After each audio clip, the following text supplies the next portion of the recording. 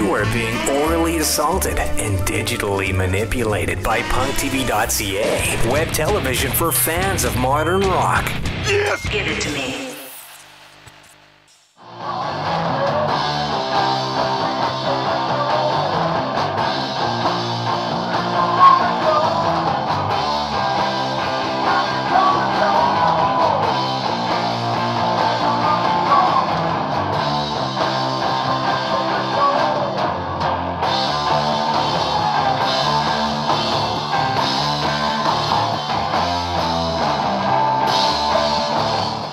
I'm Dixon Christie here from PunkTV.ca. We're at North by Northeast with Brant Bjork from Brant Bjork and the Bros. How you doing, Brant? Good, good. All right.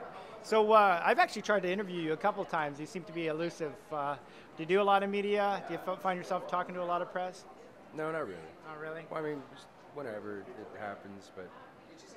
You're not going out for it. You're not going out looking for it. When you got a record to promote, you'll talk to people. Yeah. When the time's right and it's necessary, I'll talk to the media. All right. So hard for me to portray what you guys are doing. Do you have a way of putting in words that would describe it for the kids?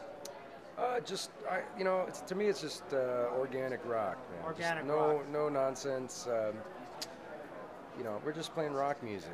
Okay. What I think would be contemporary rock music. Are you up for contemporary bands? Is there anything going on currently that's influencing you or that gets your nod aside from Flash Lightning and White Cowbell and some of the bands I know are your friends here in town?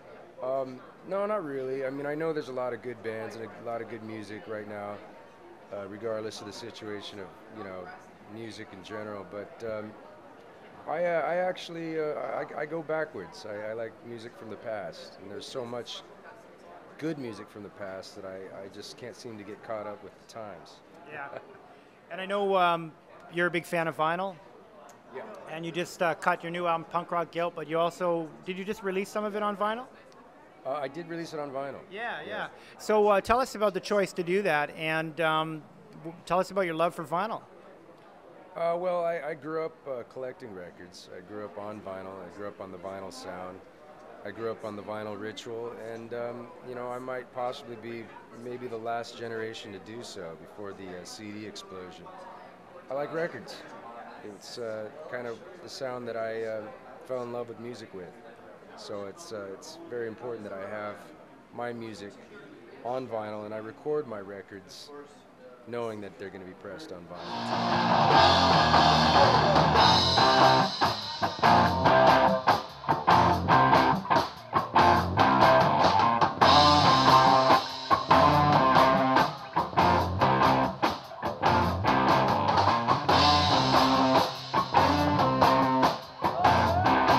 When you say that, tell us about the production process. Did you record to 2-inch tape? Are you a big fan of Pro Tools? Are you a big fan of using all the digital processing and the effects and everything in Pro Tools? Tell us about how you recorded this album. Pro Tools are, when they're used as a tool, I don't see any problem with it. I personally don't use Pro Tools, and I do record all my records to tape analog. This particular record was recorded on 2-inch. I don't know, I guess in some people's eyes I might be considered a purist, but it's just what I like. I'm not anti-anything. I just do what I like, and I like to record analog. Well, that's what we're here to talk about. So it's analog for you in the process? Pretty much down to the mastering, and then of course it's going to get duped onto CD. I mean, all music's digital nowadays, but it's analog all the way up to the mastering.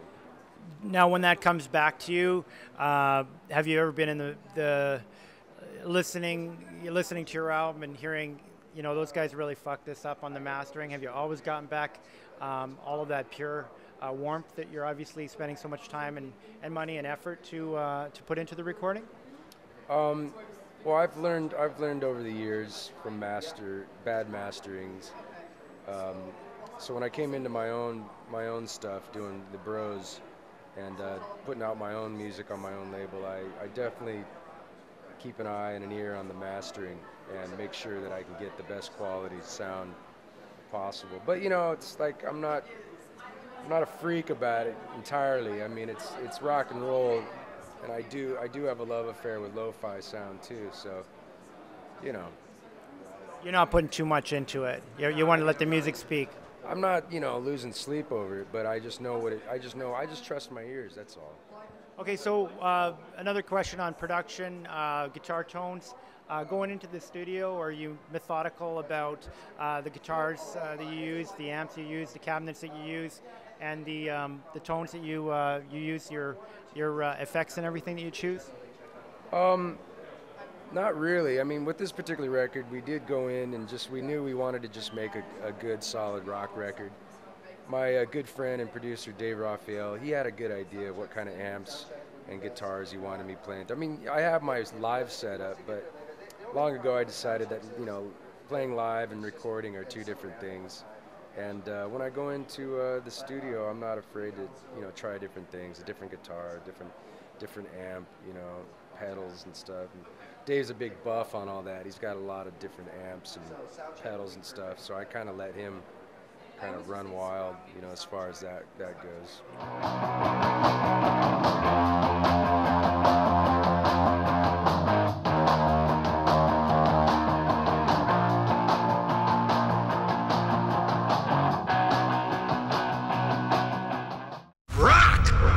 Watch PunkTV.ca for all the best modern rock videos and interviews.